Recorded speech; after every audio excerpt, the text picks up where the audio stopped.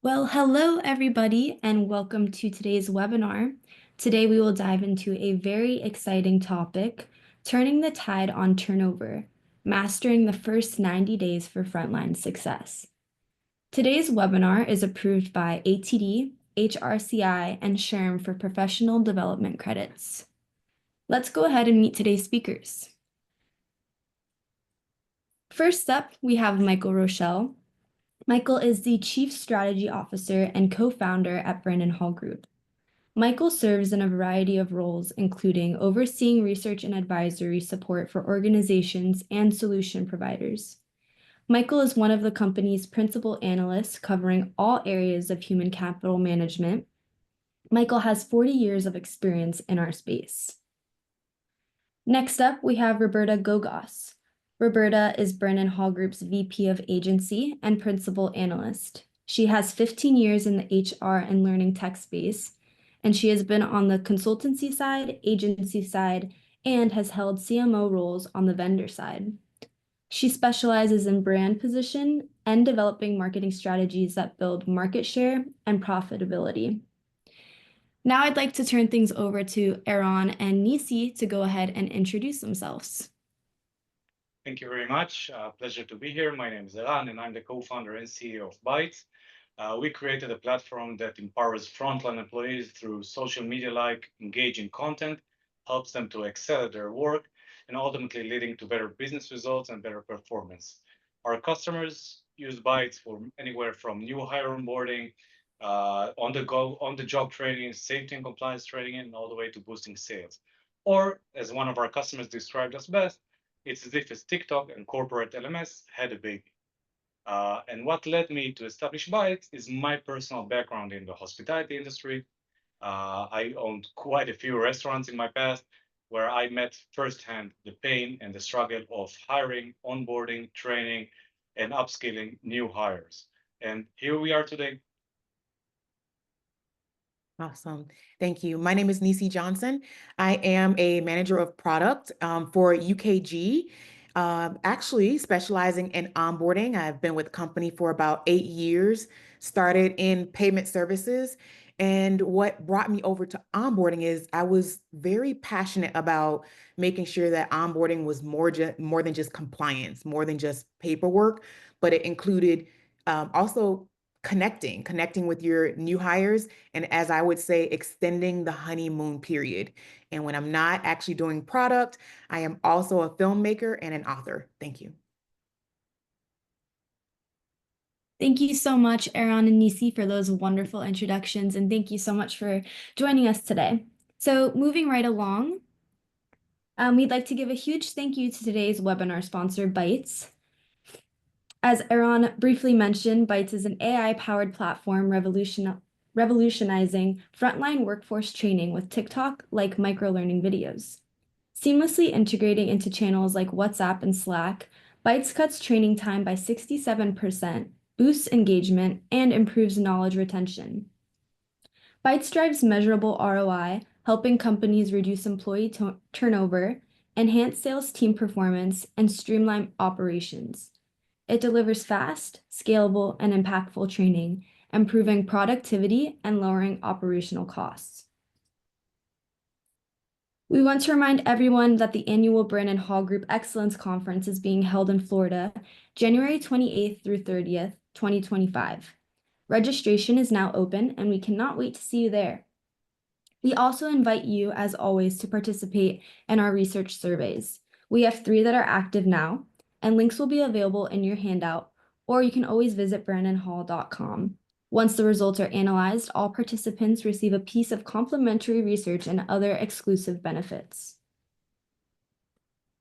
Our institute represents the culmination of 3 decades of excellence in HCM and includes evidence-based solutions for your most pressing challenges, professional development for your entire team, access to the collective wisdom of global HCM leaders, and networking with peers who share your commitment to excellence. We are also excited to share that at the end of today's webinar, we will be selecting our 2 raffle winners.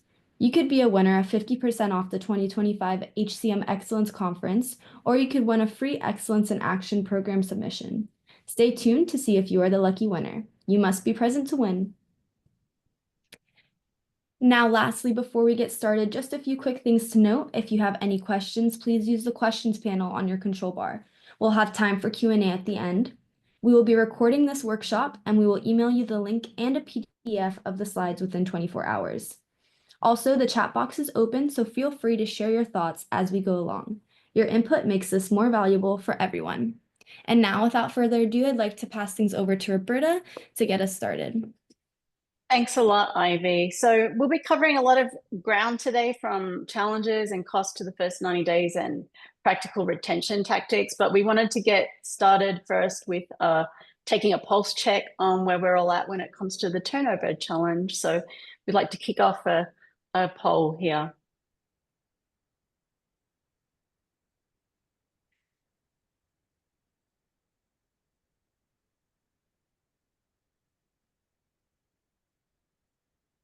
How are we going with responses?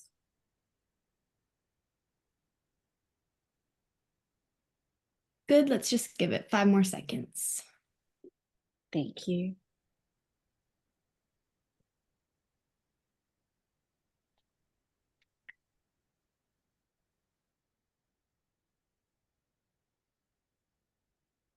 Great. So we've got a good 40% say that their annual turnover rate is at 10 to 25%.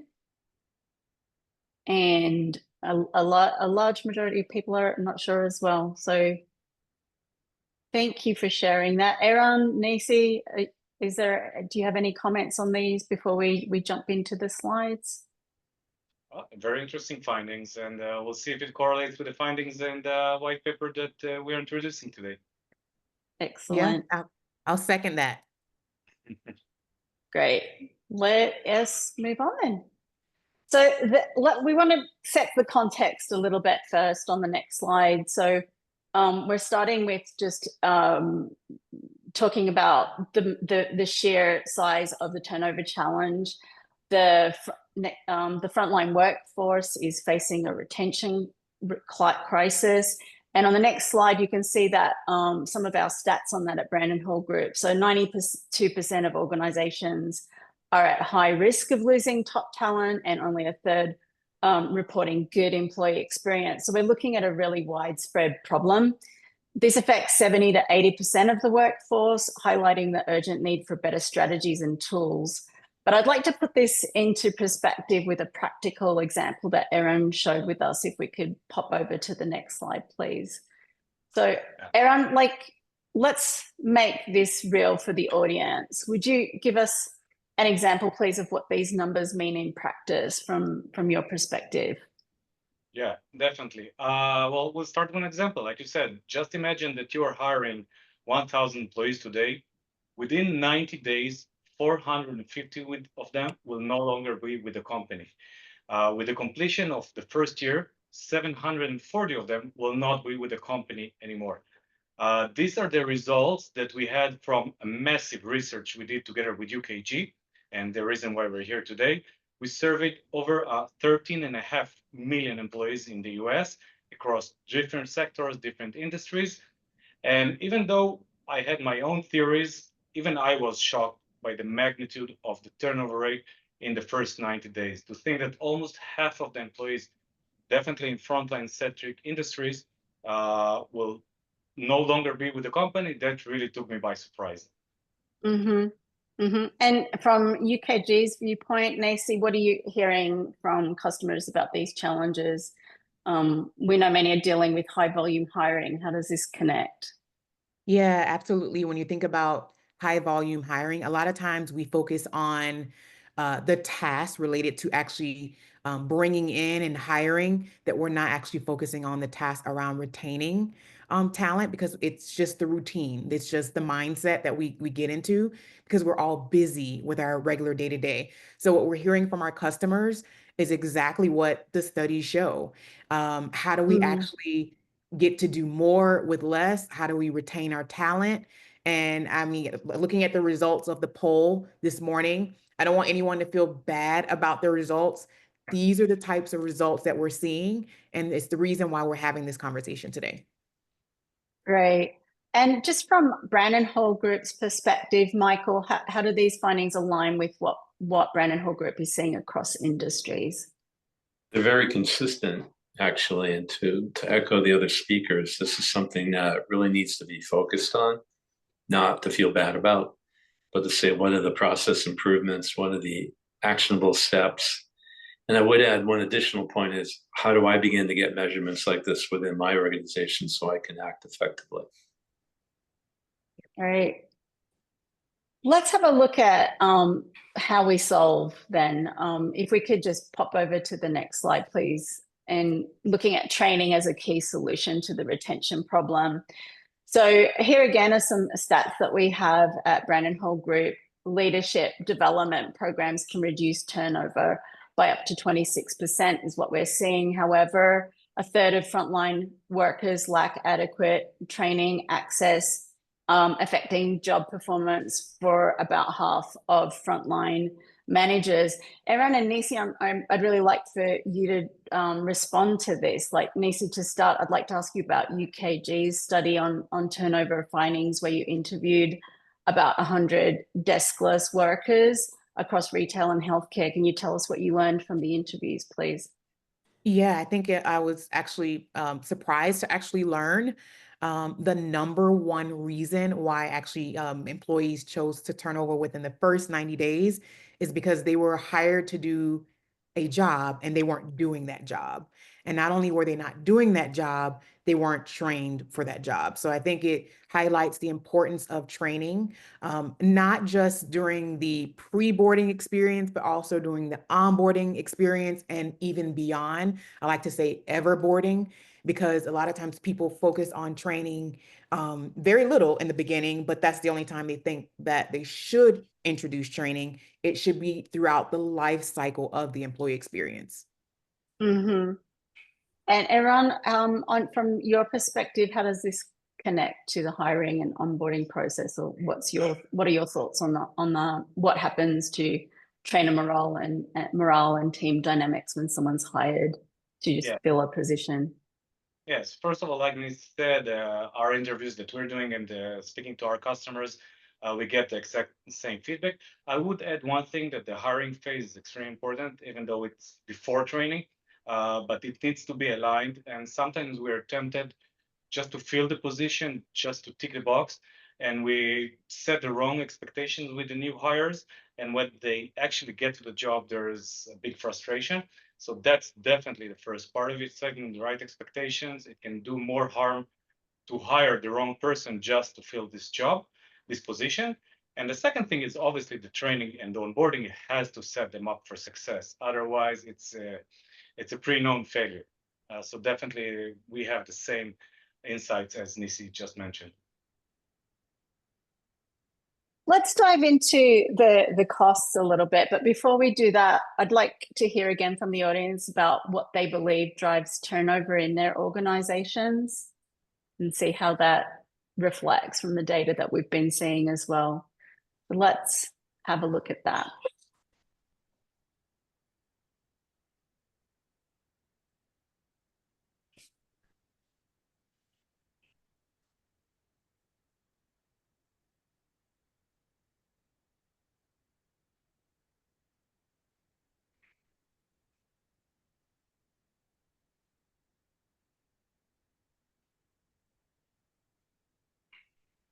Let's have a look at the results.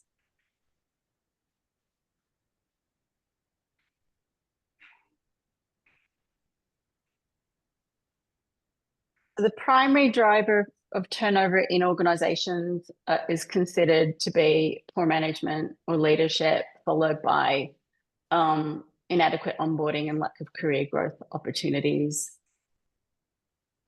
And we have any comments from y'all? Eran, Neicey, Michael?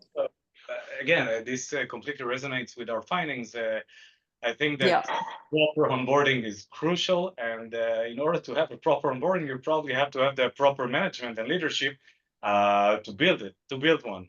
So it definitely resonates to me. Yeah.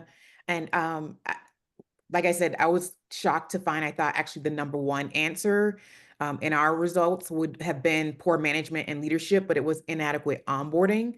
So in actually speaking to frontline workers, that was more important than their boss, because sometimes, you can move around and, find another boss within the same organization. But if you don't get proper onboarding, which a lot of times employees tie that to the culture as well as the leadership, it's very critical to actually focus on learning and focus on, proper onboarding.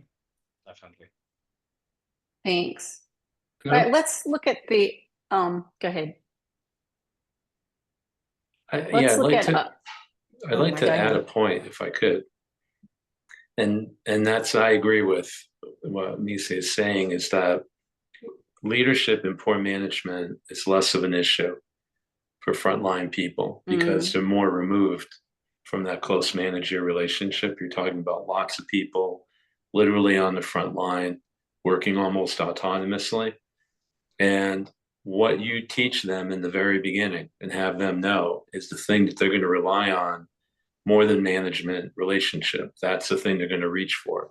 Is to go back into the memory bank and say, was I taught the right thing? Did I learn the right things in order to be able to execute? So we have to remember that in our research and work that we've done with organizations, you're talking about a one-to-many leadership to frontline worker relationship and what we call long proximity leadership environments. So I definitely think that with frontline workers, that inadequate onboarding would be the number one by far. Interesting. Let's have a look at one example that we've seen at Brandon Hall Group of ROI in frontline training. So could we please go to the next slide? So we've seen a major multinational retail corporation implementing a training program for their delivery associates. The program covered everything from safety protocols to customer service, focusing on the end-to-end process of in-home delivery. What is interesting about this case is that they were not only able to expand their program, they eliminated about 5.2 million in traditional training costs and successfully trained and upskilled over 5,000 associates in just 1 year, saving around 4.8 million through reduced ongoing associate costs. Yeah, despite success stories like this, less than 2% of tech budgets typically get allocated to frontline workers. So I have a question for Michael. Do you have any comments about the cost? What are you seeing in terms of tech investment for frontline workers, given that less than 2% of tech budgets typically go to these employees? Well, I think when you work with organizations that have a good percentage of frontline workers, it's difficult to penetrate their day with technology. When you have a lot of executive management, close proximity, sitting in offices, inundated with screens and computers and mobile devices. But put yourself, to go back to Eran's example of hospitality restaurant management, the only technology that most of these frontline workers are going to deal with is point of service technology, trying to do their job. The opportunity to get in there and onboard in between, it might as well pop up on the point of service screen that they'll have a chance at understanding what to do. So we've got to do a better job of figuring out how to get technology, training and learning technology to penetrate that environment, because we need frontline workers to be able to learn just in time, just for them, just the way they want it. And that's the chief challenge. Thanks. Eran, you have a great example on the next slide. When we look at a company with 5,000 employees here, the annual cost of turnover, we can see can reach 10 million. Can you break this down for us, please? Yes. First of all, I completely agree with Michael. Frontline employees are underserved. We need to understand what are their needs. And we need to understand how to reach them, and we need to understand how to train them. Usually, we find POS, it's not the appropriate way. We use mobile devices, but any other way that is echoing to frontline employees. And as you mentioned, this is why we see a huge opportunity here. You talked about study that you saved, the company saved $5 million annually. We are talking to companies that can save up to $10 million annually because of excessive high turnover rates. And as we can see in the next slide, usually when thinking about the cost, if we can see the next slide, usually when we think about the cost, we think about direct costs. How much does it cost me this turnover? We think about advertising, screening, recruiting, hiring, onboarding costs. But the truth is that there is a lot of indirect or hidden costs that are twice as big as the direct cost. And this is something that often we overlook, and we don't necessarily understand the huge impact of it. It's loss of productivity, it's higher quality, failures, it's loss of institutional knowledge, and obviously lower morale and cultural impact. And I know Neicey is very passionate about employees' morale and cultural impact, so I'm just going to hand over the mic to Neicey. Yeah, I think culture is key. You know, when you think about a new employee coming in, it's lonely, right? So unless you were referred by a friend, you're coming into a new place, you're learning new people, you're learning new skills. And when you think about the role that culture plays in that, it's huge because you spend most of your waking hours at work, right? So you want to be friends with your coworkers, you want to get along with your boss, which is why I really, really, really, really tout ERGs. We have 12, and employees can actually bring up or pitch a new idea for an ERG. And it's just a way to even introduce learning. You know, within our ERG, we had a program to reskill, and we've done 2 over the past 2 years. The first one we did for sales, which is an industry that's really hard to break into. So we took people across the organization, and we taught them sales introductory sales skills. Last year, we did it again, and we brought in global security. So people throughout the organization, regardless of whether they were a frontline worker or not, we introduced them to new skills so that we can set them up for success. And what we've learned is that it allowed us to retain those employees. We got feedback from one particular employee that actually moved on to get certified, their security certification, and said, I was looking to leave. I didn't feel like I had an opportunity here to actually advance. And now I feel set up for the future. So culture plays a huge part when you think about learning and when you think about retaining employees. And I want to add a point as well, which is the slide's great. We always like to say the indirect hidden costs should be renamed to the costs that we don't pay attention to, and we should. They're not all that hidden, and they're not all that indirect. We just don't pay attention to them. These are probably, and I think this is the point that we're all trying to make, is if you start to look at these costs, they probably dwarf the costs that you think about every day. Just think about one of those being off by 10 or 15% in your organization. What's the opportunity cost of that? So I think we've got to stop treating this as, oh, this is a surprise. Thank God I came to this webinar and now they're not hidden anymore. To realizing that these are the things we need to address. These are the things that are going to hurt us in the long term, building our workforce. And these are the ones we need to start to focus in on and get a handle on how big they are. Definitely. Thanks. And if I may add, I think that the first stage before dealing with the issues and tackling the challenge is to understand the scope of the problem. And the scope of the problem for each and every one in their organization is the combination of the attrition rate and the costs. Once we know the scope of the problem for our organization, then we can move on and tackle the things that Neicey mentioned, and we'll cover in a few minutes as well. Right. Couldn't agree more.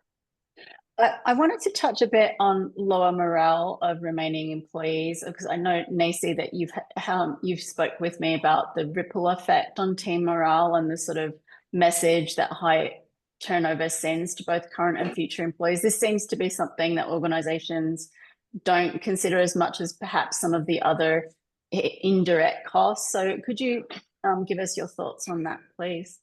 Yeah, I think, when you have high attrition, it does send a message to the employees that are left behind. And the employees that are left behind typically are the ones that are training the new hires that are coming in. But it's added task onto their normal day-to-day schedule. So every time you have to train someone and they leave, and the next one that comes in, you have to train that person, and then they leave. That impacts your morale, and it sends a message that this is not a great place to work. So I do think that it ties into the first item that's on this list, which is loss of productivity, which tends to happen shortly after. Thank you. Shall we move then to what the first 90 days looks like? But let's check in first with the audience about which phase of the employee life cycle is most challenging in terms of retention.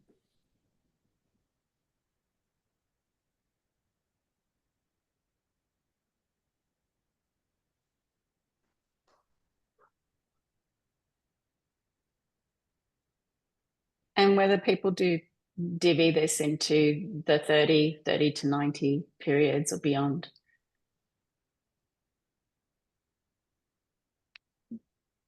Let's have a look. Great. Oh, that's interesting. It's pretty evenly split, but more of a heavy focus in the 3 to 6 month than beyond 6 month period. So I'm sure, Neicey, I'm sure that this is interesting for you based on what you've seen as well. Yeah, I mean, pre-boarding, if you think about the tasks that are related to pre-boarding, you're going to sign your offer letter. So if you get that right, check. You're going to sign your I-9 form and all of your other paperwork. And if you get that right, check.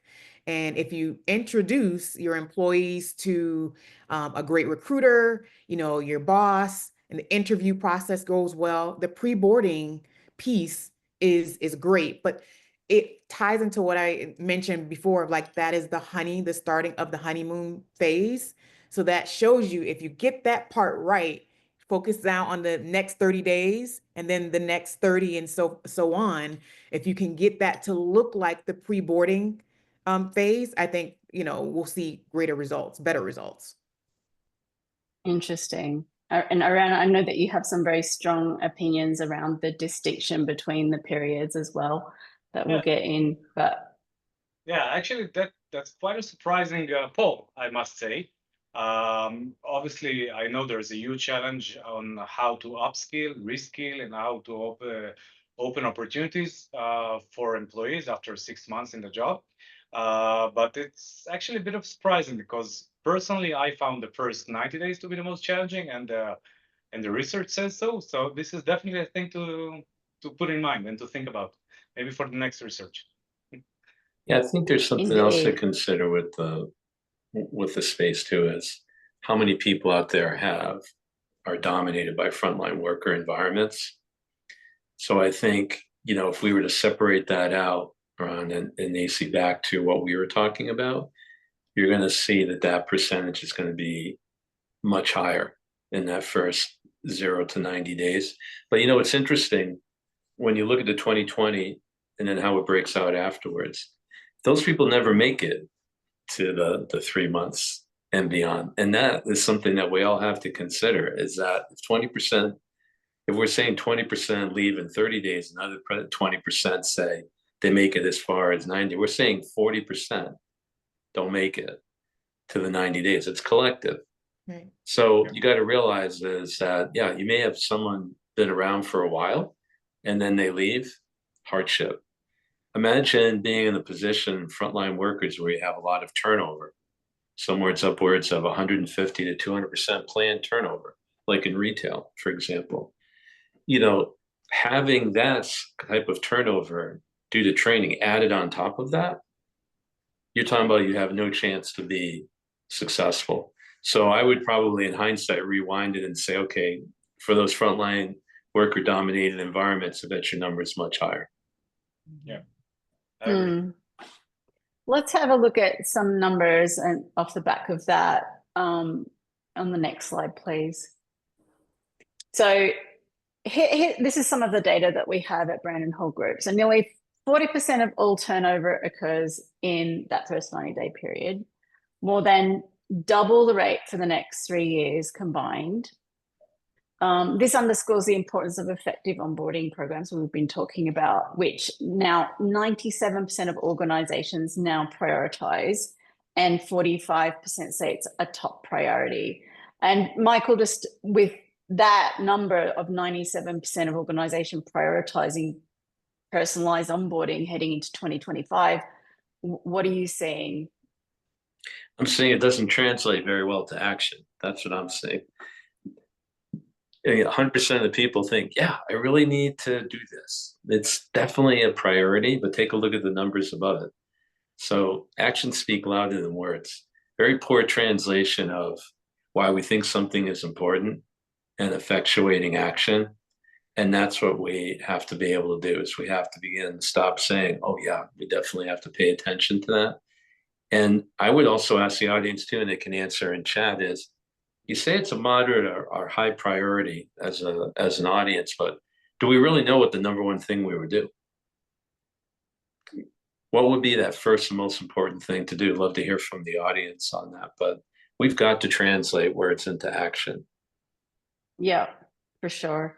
Let's have a look at the next slide. I know, Eran, you have some thoughts around that distinction for the that the research shows that the first 90 days are crucial. Okay, but you've noticed an interesting pattern here in successful companies around days 31 to 90. What are organizations overlooking in this second phase? Yeah. So first of all, before I address this, I must agree with Michael here.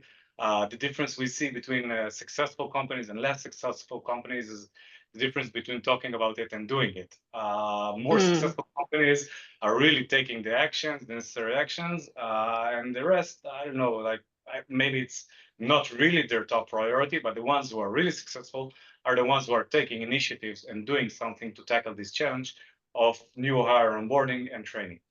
And as you asked, in the research, we identified the fact that obviously every employee and every company has its own unique journey.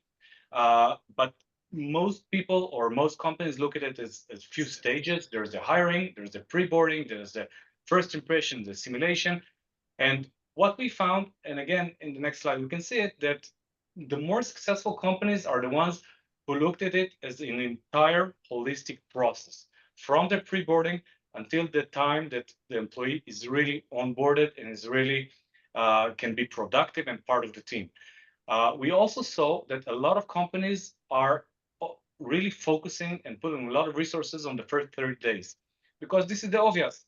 The obvious is this is the time for intense training, this is the time for orientation, this is the time for team integration. But a lot of them overlook the next 60 days, which is as important. The attrition rates in the next 60 days can be even higher than the first 30 days, because onboarding is not just about intense training. It's about being a part of the team. It's about on-the-job training. It's about reinforcement, and it's about cultural assimilation. So this is why we advise companies, and this is what works for us, is to look at the entire first 90 days, or actually from the pre-boarding process phase until the end of the first 90 days, as a one holistic stage that you can slice it into two different stages, but it's actually a one long process. Okay. And you have a great analogy for it that you've already mentioned a few times, honeymoon period, Neicey. Can you elaborate on that analogy, particularly how the spark changes from those first 30 days to the following 60, please? Yeah, so I definitely relate this to the honeymoon period. So if you think back to the first time you met someone that you were interested in, you had butterflies, right? And I liken that to the same feeling of your first day on the job, the butterflies that you get, the unknown, the people that you're going to learn. If you have a great first day, you go home and you tell someone about it and you're excited about it. It's the little things that you do in your relationships right, that matter to you. So those are the things that Mhm. spark connection. It's the same thing for a brand new employee. So if I were to ask my new employee, what's your favorite drink? And they told me orange soda. So when they showed up on the job for the first day and I brought them an orange soda, they're going to remember that. They're going to remember that beyond, right? When they have bad days, they're going to remember it when they have good days because it was the thoughtfulness around it. So when you think about Right. how do you actually make that go from one day and beyond, right? So it's the little small things that connects an employee to their manager and their employee to the organization. But then it's not only about connecting and having the good moments. It's also recognizing what we call red flags. So in a honeymoon, you have your honeymoon, everything is great, you come back home, and then you start to see all the things that you didn't notice before. So for example, your partner leaves all their shoes at the front door, right? That could be a Mhm. red flag for you. It may not be a deal breaker, but the more those red flags actually accumulate, it actually leads to attrition. So it's about Mhm. gaps. How do you actually fill in and close the gaps on those red flags to bring it back to the moment where you brought the orange soda? And it starts with communication, making sure you understand what that particular employee needs and understand that you're courting that employee just like they're courting you. And yeah, just that. I think I can go on and on about that, but I know That's great. Eran and Michael probably have some That's thoughts on great. that too. Yeah, I mean, And there's to jump in on that, Neicey, I mean, we call it the M effect when you're hiring people, is we build them up in the recruitment phase, right? We espouse everything that they can do. That's the top of the engagement. And then we make sure the onboarding phase feels like 20 years in the wilderness. So you go up one side of the M, now you're doing that critical slide. And hopefully when you hit the bottom and the person is thinking about leaving, magically we remember they're there.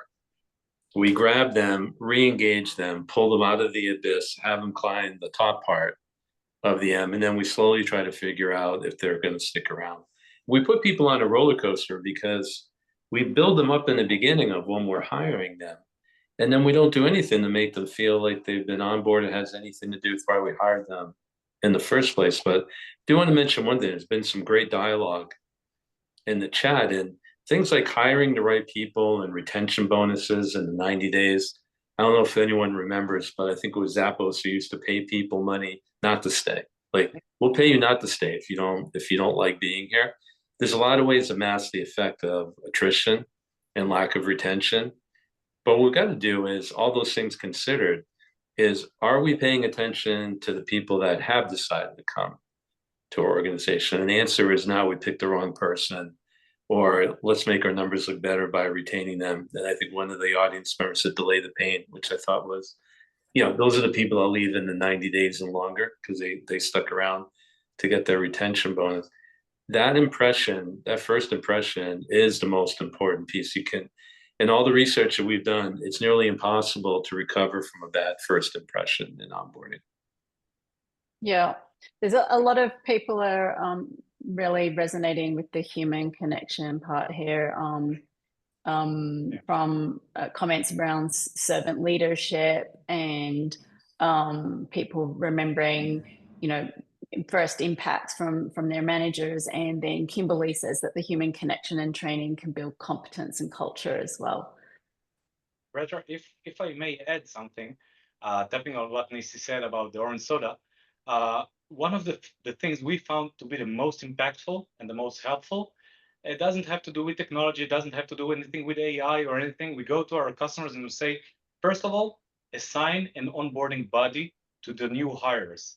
Someone that picks up the phone before your first day and calls you and say, hey, I'm going to meet you at the first day. I'm going to walk you through the first 90 days.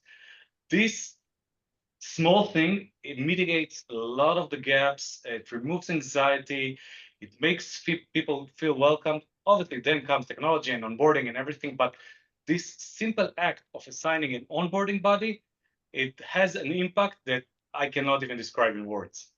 So this is, yeah, exactly like Neicey said. Yep. I've had that happen at only 2 companies that I work for in the past, and the first time it happened, I felt like I was getting like a white glove service. Yeah. It's still one of my favorite onboarding experiences. And it's just, to me, having someone that I knew before I started, it was amazing. Yeah. Neicey, I just wanted to take 1 minute because you've mentioned red flags during onboarding, and I think it'd be helpful for people. What are some of the early warning signs that you think organizations should watch out for? Low productivity, I think, is one of the main. Just not engaged, doesn't seem to connect with the rest of the team, and it's okay. Sometimes, you just don't have a culture fit, and it's okay. But I think it's important to kind of have the conversation with the employee, because sometimes it may not even be work related. It could be something that's going on at home. And I think, that's the power of having effective one-on-ones, especially during the 90-day period. It's nothing worse than being a brand new employee and feeling like I haven't even had a conversation with my manager other than the time that we interviewed or my first week. And after that, I'm on my own, and I don't have time to talk to my manager. So people want to know that they feel heard, and they want to know that you care about them more than just the work that they do for you at the company, but also that home life as well, because that's why we call it work and home life balance. Sometimes the home can bleed into work, just like sometimes work bleeds into home, right? And so you have to engage with your employees to figure out what's going on with them. Right. I'd like to, this is a topic, I'm sure we could spend a whole hour on this, to be honest, but let's have a look at a really great case study with H&M, practical example of this holistic approach that Eran has been talking about. Can you, Eran, please walk us through how you implemented this with H&M? What were the key elements that made it successful? What contributed most to this high satisfaction? Yeah, so first of all, it was indeed a process. First of all, we need to map the scope of the problem, so we're all aligned, and we know how to measure ourselves in the end of the process to understand if we improved it or not. And second is mapping all the different stages. As I said earlier, if the hiring is correct, if the pre-boarding is mitigating the concerns of the new hires, and then all the way until the first 90 days and all the way to full competency. So we built a hybrid program that has a lot of digital content in it, but also in-store training, as well as one-on-ones. And we saw that in the end, after we surveyed employees, after quite a few cycles, we understood that this program not only reduces cost, where we managed to reduce the onboarding time and onboarding cost, it also created or helped employees become much more productive and much more engaged. And this is, we can see it in the results that you have on the slides in front of you. But again, the numbers, I think, tell only half the story. The engagement and the productivity of the new hires is the real story behind it. And it was only made possible by going through step by step and understanding what's the right content and what's the right time and what's the right way to mitigate it to these frontline employees. Yeah, and tied to our research that we had a few slides back, this is the positive of that 50% that say, I'm not put in a position to be successful and it's going to impact my performance because I wasn't onboarded properly. Time to proficiency and time to effectiveness is just not a positive for the organization only. It's a positive to the employee. They're new to the organization. They want to show that they're ready to go, that they can leverage things, be a contributor. Having death by 1,000 paper cuts onboarding process where they can't get started makes them feel bad. And that drives the low morale issue that we were talking about. So it's time to proficiency, time to effectiveness reduction. You have to think about it as an employee benefit.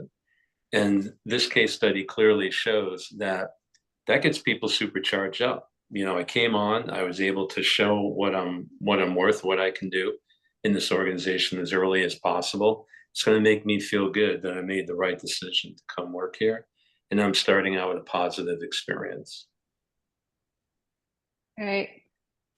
We will be diving into practical retention tactics in the next couple of slides, but I think this is a good place to start this actually, because Eran, this is all about a full hybrid training program with different components, right? There was a blend of instructor-led, digital, one-to-ones throughout the 90-day period. Can you break down a little bit at a tactical level how this all hung together? Yeah, of course. So first of all, as I said, the easiest thing and the most impactful thing, I don't know if the most impactful, but definitely impactful, is assigning an onboarding buddy that walks with you and goes with you for the entire onboarding process, from, again, hiring to the first shift and all the way to full competency until you become an onboarding buddy yourself. Second, again, is understanding what does the employee needs and wants to learn at each point. We don't want to give them too much information in the beginning. It's just an overload of things and they feel like they're struggling.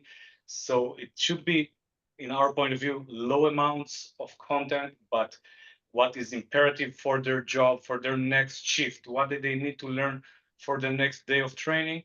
And on-the-job training is crucial in our mind. This is most of our focus, I think, on the job training, because we understand that if you try to do intense training too intense, you're in most cases, you will lose the employee in the way, they won't remember the content.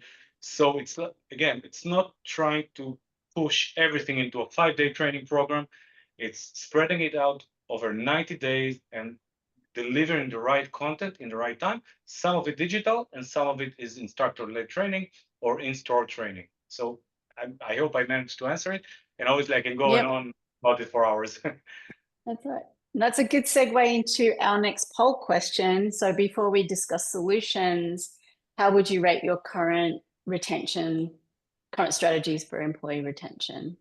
Let's get that poll out to the audience.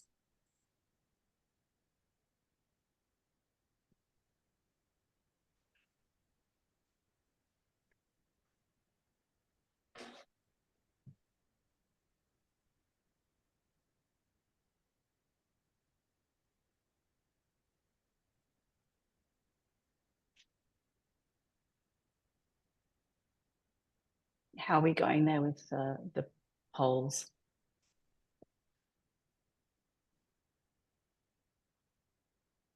All right. It's somewhere between somewhat effective and somewhat ineffective is where we're landing. So, all right. Shall we talk about, let's go into the retention strategies then.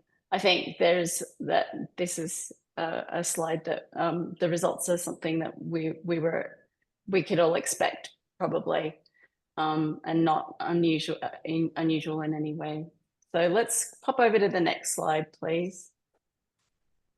And after. So we've touched on a lot of this throughout today's webinar on effective tactics that focus on leadership development, skill enhancement, improving digital tools, optimizing onboarding. These tactics show impressive results, including an up to 26% improvement in turnover rates and boosts in leadership capabilities. So prioritizing these areas can lead to improvements. But what HR does tend to focus on is in employee experience through formal programs. But it's important not to forget the basics. Like, do they have the right digital tools? Like these things, we need to not overlook the stuff that impact daily existence. Neicey or Eran, I don't know if you have any thoughts on that before we look at the next slide. I feel like the first two buckets are very critical, especially when you have early learners, right? Early into the workforce. People want to know that, they have a shot or they have an opportunity to one day advance into leadership. And then the second bucket is around skill enhancement. Definitely not to be underestimated. When you think about skills equate to money. right? And that is how we should look at it. Every time you add a skill, you add extra dollars, right? So potentially, so I always like to, when I'm mentoring, I say, learn a new skill. And immediately after you learn that new skill, update your resume. So I think if you're letting your employees know that you're constantly going to invest in them through new skills, they feel like you're in, sometimes it may not be money, you may not be able to give them an increase, but investing in their skills is still giving them additional money. I completely agree with this. I think it's only natural. Everybody wants to be to advance to somewhere, and we need to learn new skills, and we need to advance with the world today. So obviously, if I'm given with opportunities to upskill myself or learn new things, this definitely is a motivation for me to stay in the same place that I'm in right now, rather than just being stuck in the same place and not advancing to anywhere new or not learning anything new at my day at job. Yeah, no, You mentioned there on that. I Sorry, was going to say, ahead. our research shows in the multi-generational side as well that there's a strong correlation between frontline workers and the newest generation coming into the workforce. So a big proving ground. These folks are coming in saying, I can run the company by next Tuesday. And so we've got to make sure that they see the opportunity. The research also shows that the newest generation coming in is telling us that they're going to have up to 6 jobs by the time they're in their early 30s. So the clock's ticking. They're the first generation that'll fire their employer for not seeing that they can run the company by next Tuesday. They don't care about the gaps in the resume like an old guy like me. So what we've got to focus on is, are we creating the opportunity in the onboarding? And I think this is a point that was made by Neicey that needs to come back to us. This is the imprinting stage of our culture as an organization. You never get a chance to do this again. Why not say to everyone, it's a horse race to see who can run the company, but empower people to be able to get there. And if we don't do that, the key to all of this is that learning is the new retention tool, especially for younger generations. Like, they can't feel that they can do that. They don't feel like they can move forward with their personal and professional development. I mean, McDonald's says 1/3 of their franchise owners came from working the fries. So the idea being that every frontline position in and of itself is not a career. It's a stepping stone for many people coming into the organization to have the opportunity to have a much bigger opportunity. If we don't show that in the onboarding phase as cultural inflection, then people are going to treat it for what it is. It's a means to an end, and it's just a stepping stone to doing something else. Exactly. It highlights the importance of content fitting the audience, with 80% of frontline today being Gen Z and millennial. That's right. Let's have a look at the next slide, please, because a lot of times learning programs are simply not designed for frontline workers.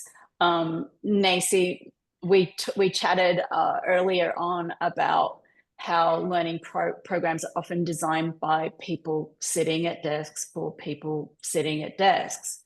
So what needs to change when we're designing for frontline workers? I think Michael kind of touched on this earlier as well. It's like you almost have to bring it to the tool that they use.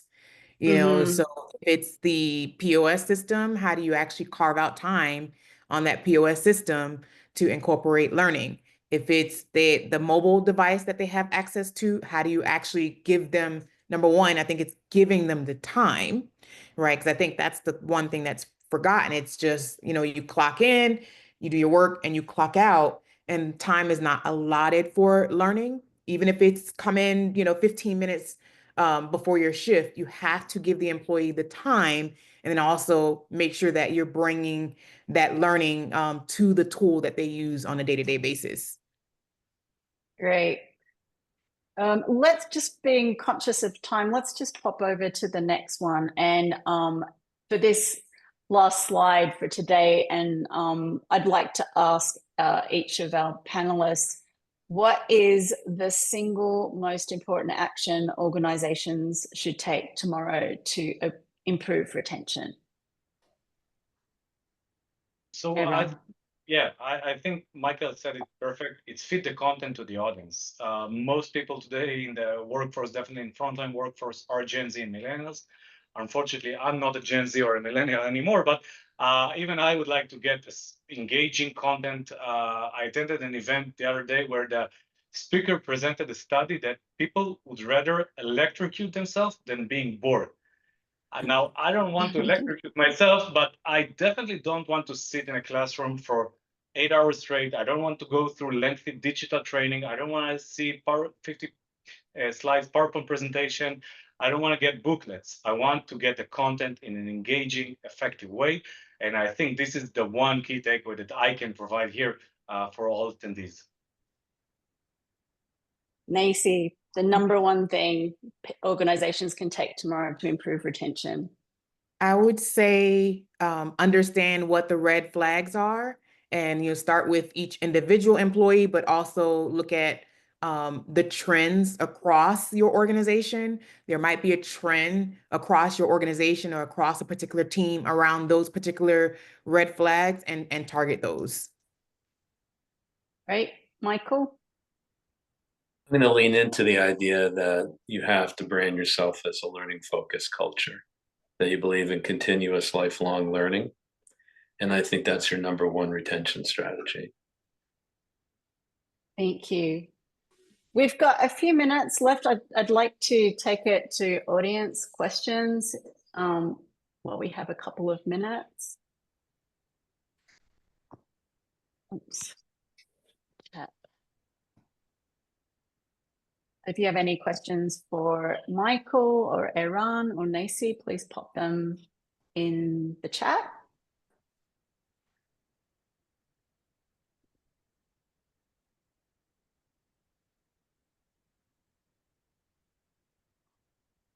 Oh, Dosha would like us to go back to the last slide, please. That very last one we were just looking at.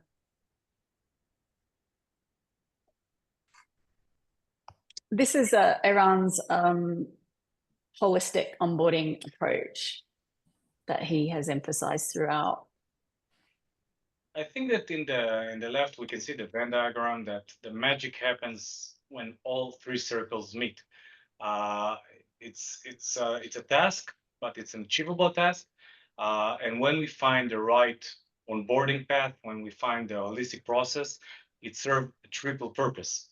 It helps you reduce training costs, it helps make employees more productive and more engaged, and to combat high turnover rates. So I think this meeting place with the stars there, this is the holy grail in terms of an onboarding program or onboarding process, and this is what we strive to do with each and every one of our customers.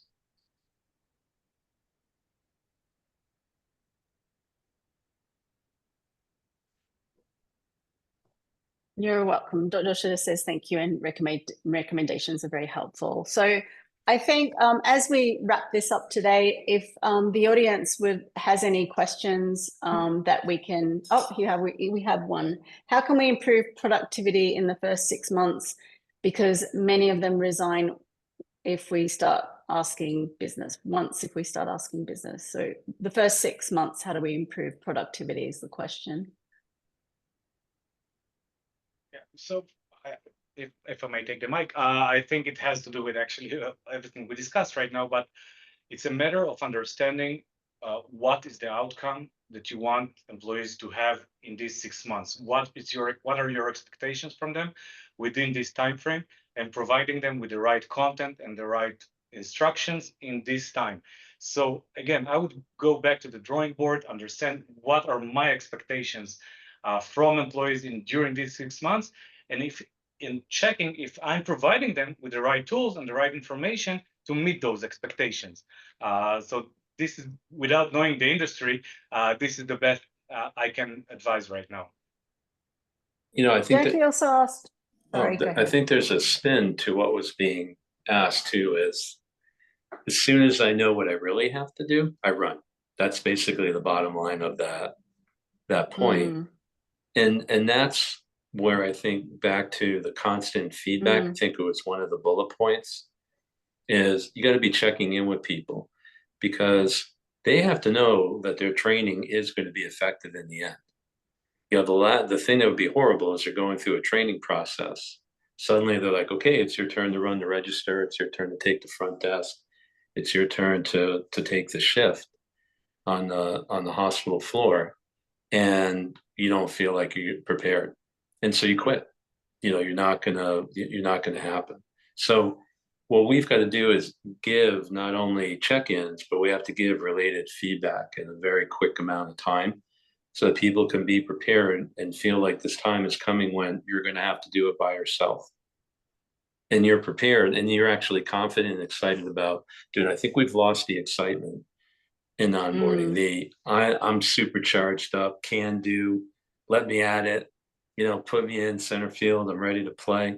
Like many people feel like it's the onslaught that's coming and I'm showing up and I'm not adequately trained. So I'd rather quit than be embarrassed. Yeah. Rhonda commented focus groups through training are very effective. I have a very quick question. I know we're at time. It's a very quick one for you, Neicey. Which organization was Neicey referring to with the upskilling of frontline workers for sales and cybersecurity? It's my current organization, which is UKG. That's it. So if anyone has any questions further to this, we'd be happy to answer them, or Eran, Neicey, or Michael. Otherwise, oh, sorry. Go ahead. There was one Go inside ahead. of Q&A. I don't know if we answered that one. Go ahead. It was, let's see, how do we make sure that you're enabling a healthy and productive communication between managers and new hires within the ramp up period? My take is make sure that you're having one-on-ones. I think it should be mandatory for managers to have one-on-ones, even if it's just 30 minutes a week, depending on the number of employees that you have. And I think it's critical to make sure that that employee feels like that one-on-one is their time. So it's not like the managers are coming in with, hey, I have the checklist of 10 things to tell you. You should only take up, 10% of that time. The rest of the time should be for the employee, for you to find out what wins they had for the week, what are some of the things that they struggled with for the week, and then finally an action plan to help them have a successful week next. Thanks, Neicey. All right. I think Ivy has a slide she'd like to cover, and we can wrap up. Thank you. Yes. Yes, thank you, Roberta, and thank you everyone for hanging around thus far. So our first raffle winner, winning 50% off the HCM Excellence Conference 2025, is Brian Silver. Congratulations, Brian. And for our second raffle winner, winning a free Excellence in Action program submission, is Candace Heller. Congrats, Candace. Thanks, everyone, and enjoy the rest of your Tuesday. Thank you. Thank Thank you you. very much.